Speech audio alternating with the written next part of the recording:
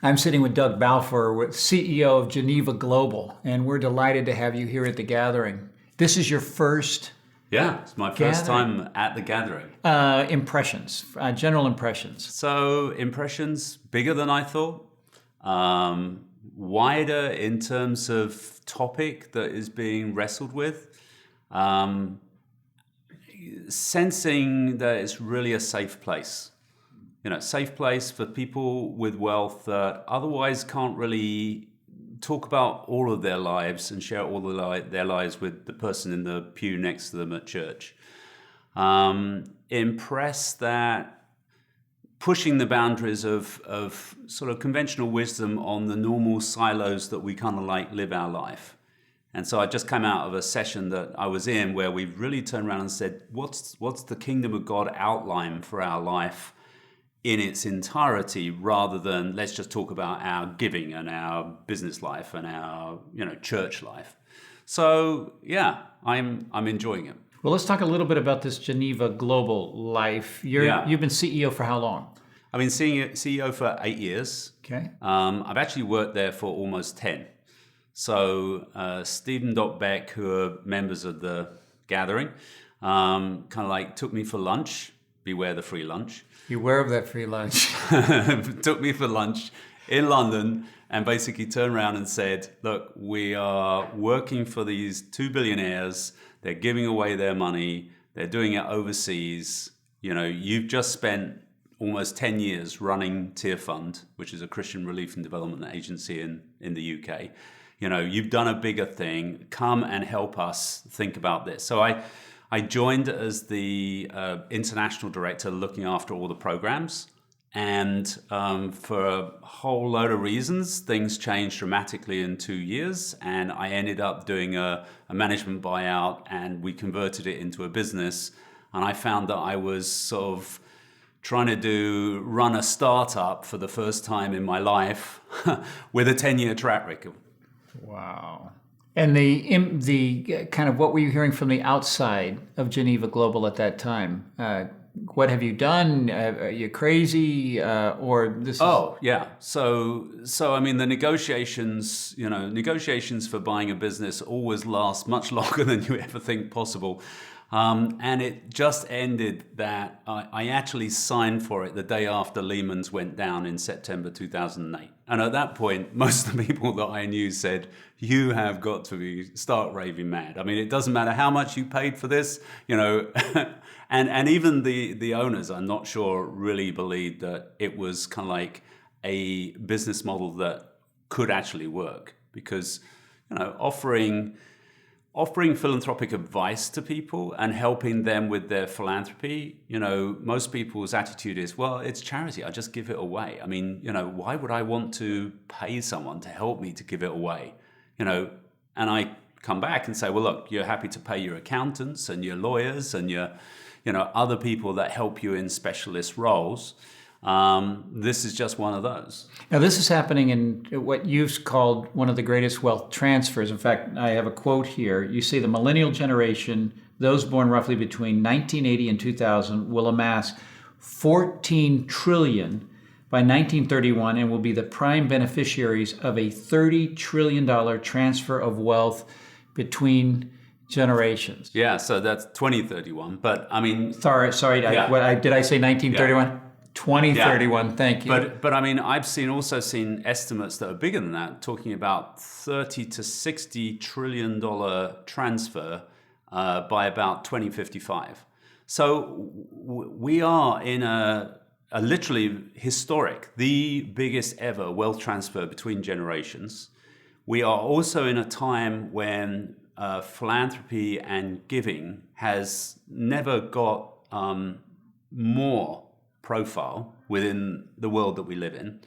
The millennial generation that, along with the next gens, are going to inherit this wealth, have a completely different philosophy. So, if I came up and when I was young, it was definitely silos, Right. You went out to work and you had your business and you made your money. And then if you were successful, you might actually give it away towards the end of your life, or you'll just actually leave it in your will.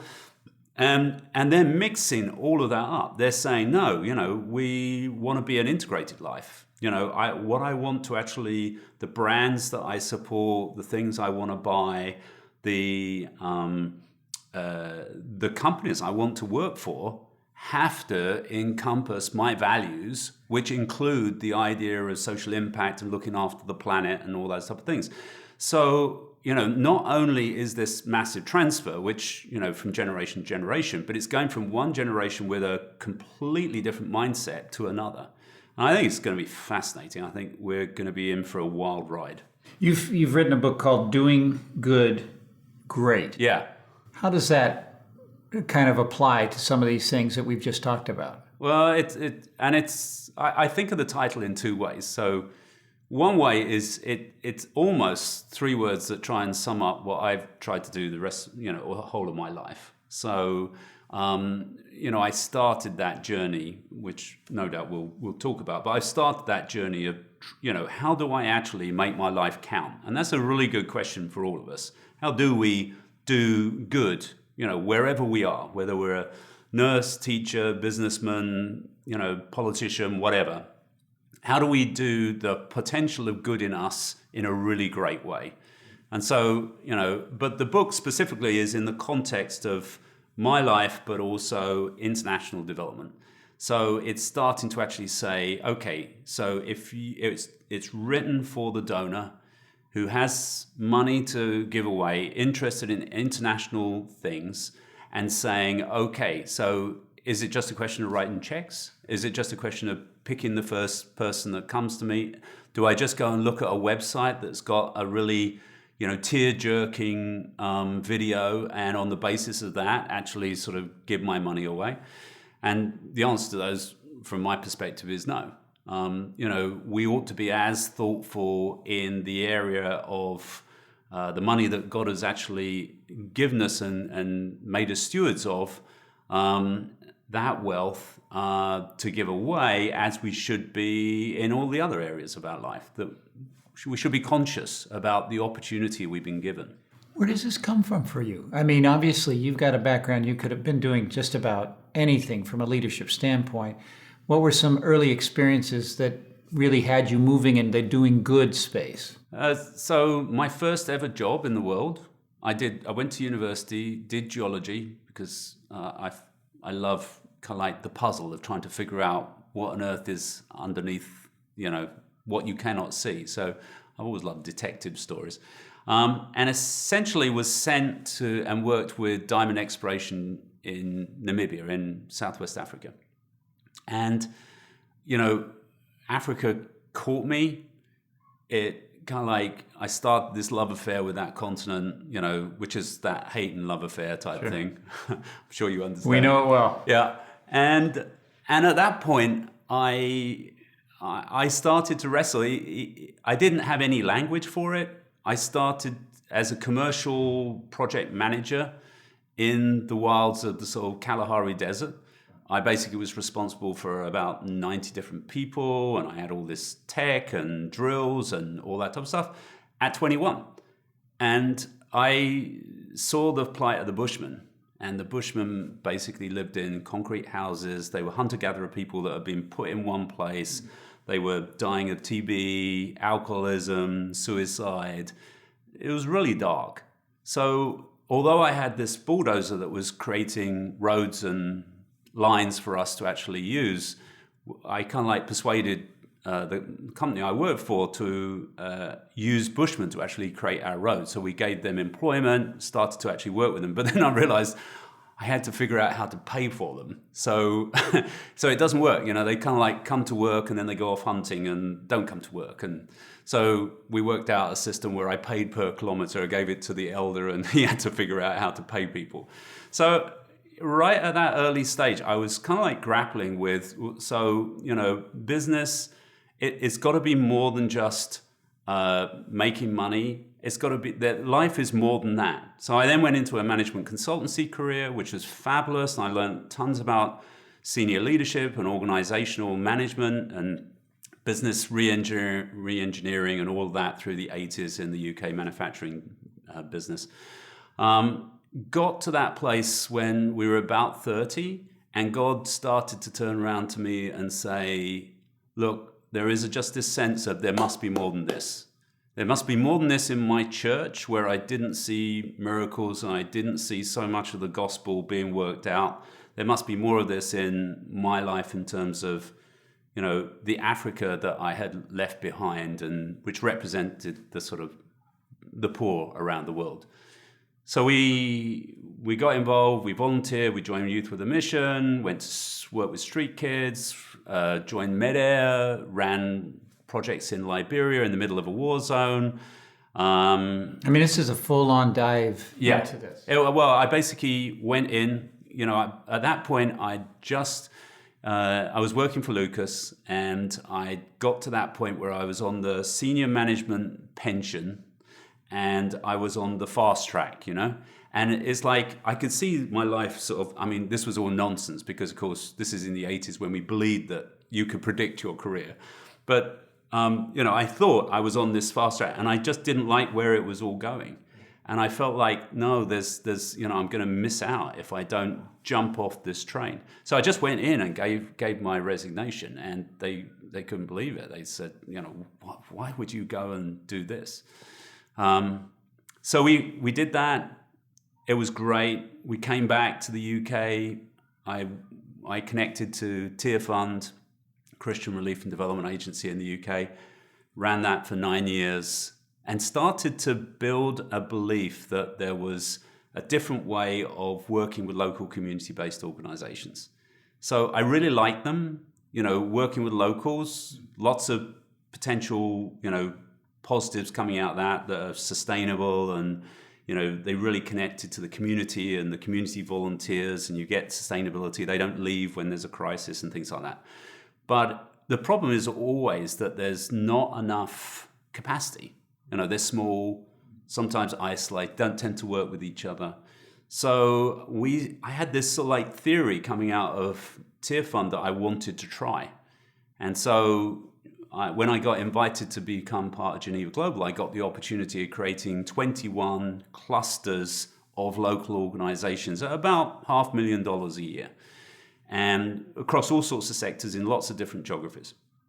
And what we proved to ourselves was that it really did work, that if you offer a 3-year sort of grant period, you could actually get these local organizations that could give you both scale as well as sustainability. And that was the sort of tipping point, and that's really the specialism of what we do and how we do that for clients. Now, is that why location is so important for you?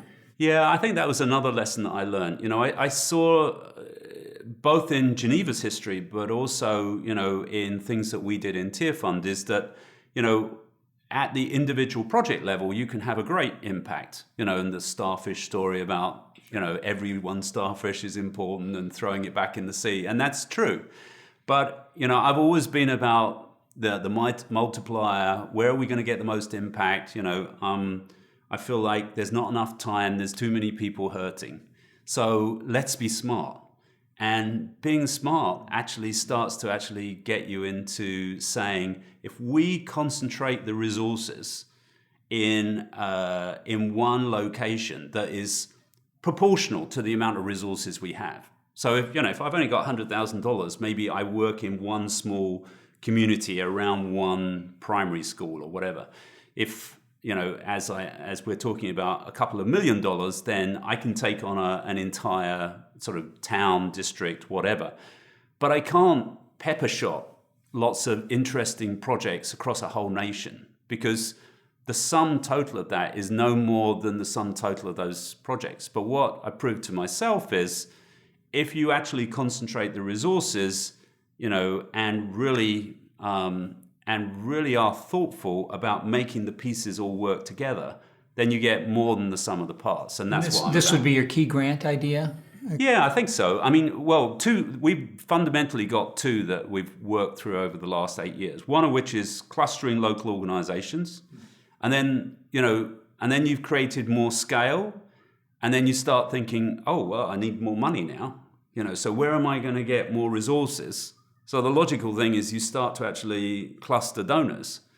So we had, so initially it started where we had a client that was passionate about neglected tropical diseases around Africa. And we realized that there was just this massive opportunity with something called mass drug administration. The drugs are all free. It was like we did the whole of Rwanda and Burundi of 2 treatments a year for every child in Rwanda and Burundi for 27 cents per person. Okay, so it's phenomenal. But, the possibility was, wow, okay, so, and we saw one of the diseases, schistosomiasis, which is bilharzia, come down from 80% of the total population down to less than 10 in 4 years. And you think, well, this is phenomenal. So the question to me is, okay, so how do we do that for the whole of Africa? And the answer is, it's not one client, it's not one donor. We have to create a community of donors coming together. So, if you like, there's a dumbbell, with us doing some facilitation, and there's all this clustered implementation capacity. And on the other hand, there's all these donors coming together that have, in the face of neglected tropical diseases, in that context, we've now got like 16 different donors that have come together, put $70 million into it, and worked across 18 countries and touched the lives of some 50 million people. Wow. And then we start to do that with anti-trafficking, and then we've worked for the Gates Foundation, do it on global health and polio eradication and things like that. And, it's just, so coming back to doing good, great, for me, it's about really being smart. We got really scarce resources that are tiny compared to the problem. It's our responsibility under God that we do not waste a single cent of that. And we make it work as hard as we can. Really being stewards of what we've been given. Yeah. So that's what we're about. Let me try some kind of a word game with you. We haven't done this in any of our interviews before, but you seem like one who has actually come up with terms that need some definition. Yeah. But they do raise awareness. Active portfolio management. What is that? So in the context of a 3-year grant to local organizations or any type of organizations, we work with international NGOs and all the rest and such like. You can do one or two things. The traditional thing is we work very hard at the front end at the beginning of those 3 years, and we work out a really complicated kind of like memorandum of understanding contract about what they're going to do. And it kind of like sits there, and they get like $1 million a year every year, and they report on it. But it's a static process. And so when I started to think about funds, we started to look at the investment fund model and started with that, and then worked back to a philanthropic pooled fund model. So in the same way, I started to look at, well, what happens with your 401k? Basically, you expect someone to be looking at it and thinking, okay, so this isn't going well, so I could actually shift the money into, X, Y, or Z, and that would actually improve the yield over a period of time. So this is exactly the same idea, active portfolio management. There's a portfolio of organizations that are part of this program of, anti-trafficking or whatever, and there's some that are performing poorly. And in some cases, what you have to do is you have to say, look, actually, your capacity is such that you cannot actually do well the amount of money we're giving you. So we're going to give you less in the second year, but we're also going to help you. So there's a possibility we might give you more in the third year, but we're going to change it up. And also in there's the time that says, actually, basically you're hopeless, and we're going to take away the money that we're going to give you because essentially you've not been able to actually report on a single metric that we asked you to.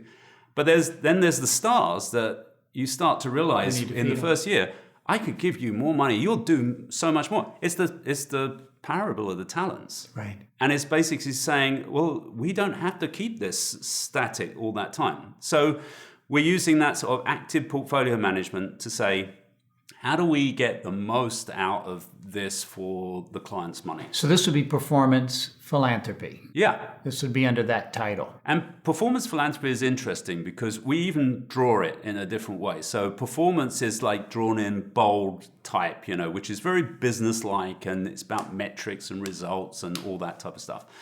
Philanthropy, if you look at the meaning of the word is the love of people, and it's much more about the heart of why we're giving. And I fundamentally believe that people decide to give with their heart, and then they go to their head for the rationalization and checking it out. And so we're really very intentionally about trying to satisfy both the head and the heart. And it's a balance. And I think the people that get that balance out of whack do the client a disservice, do the donor a disservice. And it's another way of thinking about it is like the art and the science of philanthropy. And we all know that there's a lot of sort of intuitive gut feel, understanding people, really assessing leadership and governance. Do you really believe in this person? Do you trust them? But then there's the sort of, but show me the numbers. Let's see your last 3 year track record. And so performance philanthropy is that combination of being smart about both head and heart. You good for a couple more words? Sure. Virtuous cycle. Virtuous cycle. Yeah. So many times, we talk about the vicious cycle, which is when, and sadly, in a lot of the situations that, both you and I would be thinking and talking about, like Syrian refugees and migration and trafficking and such like, what we're able to do is we're able to show how one bad thing actually accentuates the possibility for the next bad thing. But it's also possible and it goes back to concentrating your resources and really focusing on one particular ecosystem, because when you start actually doing and achieving something that is a good thing in one place, it starts to actually open up the possibility for the next good thing. And therefore you get this virtuous cycle. You've also got a word, sizzle projects. Yes, sizzle. I love sizzle. I'm not sure, this is my Britishness, I'm not sure whether sizzle really sort of translates. Well, the first thing that comes to mind is bacon, but I know that's not... Well, it is kind of like, it is like, I mean, I say bacon and you start to actually smell bacon, and for bacon lovers, that's fabulous, and that's what it's meant to convey. So what the donors that I talk to, the people that become clients and wealthy individuals, foundations, corporates, what they're really looking for, I have concluded after 8 years, is sizzle. They want something, and there's a sort of set of words that I can describe it with, which is, I want high impact, I want low cost, I want really innovative, I want it to be creative, I want leverage, I'd like multiplication, I'd like to really feel like it's actually changing something for something changing for the future, that it's results driven, I can see it, it's evidence based. There's all this sort of mumbo jumbo that we kind of like describe it, but my word for it is sizzle. It's something that I describe, neglected tropical diseases to you in a couple of sentences, and you think, God, that's really good. I want to be a part of that. Yeah. Community of practice, last word. Community of practice has got two concepts. So one of which is the fact of bringing together individuals in a intentional, deliberate way. So the gathering is a community of practice. It's bringing together people and creating a safe place and building trust so that actually we're able to hear each other, because so often we don't hear each other. And then using that safe place that you've created, that community, to share learning. Share, create, replicate, accentuate, multiply what is good and what have we learned that doesn't work. And so we do that at different places. So community of practice with implementing organizations, with the community-based organizations on the ground, or in the case of neglected tropical diseases, with international NGOs. And we'll bring them together, and basically, because we're all focused on one particular objective. So a great example was we work in slavery with the Freedom Fund, but we've worked in that area for the last 10 years. And there was one program that we were doing across the border between Nepal of lots of child and women trafficking into northern India, Bihar and UP. And they came down 2 trafficking routes. And so what we did is we funded 28 organizations down those trafficking routes. So in the source areas, down the transport areas across a porous border. And what we found is that the Nepali organizations had never met the Indian organizations across the border, and they were only 20 miles away. So it's more than funding. You're also bringing these people together relationally. Some 5% of the granting, but probably 40% of all the effort that we do is bringing and creating these connections that have the opportunity to way outlast the actual program and the funding itself. So in this case, the 28 organizations started to collaborate. So when you have as an Indian organization, you just rescued 3 kids coming from Nepal, the problem is that they're totally undocumented. They come across illegally. It's very difficult to get them back through the bureaucracy into Nepal. So you need a Nepali partner working at the other side, connecting to the family and doing all of that. And then you realize that some organizations just really good at one piece of the puzzle, but they're not good at the other. And then you find that there's 2 organizations that are trying to do the same thing, and one is actually really good at one part, and then we just pay them to go and visit each other. So you're starting to build the virtuous cycle of, hey, this is one way that we can actually help you and we've created this safe place, and this safe place can actually help everyone be better. It is doing good. Great. Trying. Well, that's great. One last question. Your background in philanthropy, you've really done both sides of the bridge. You've been in the donor community. You've been in the reception of the donations. You've put it to work. You've done programs, et cetera. If someone was jumping into philanthropy, what would be some of your words of advice to them?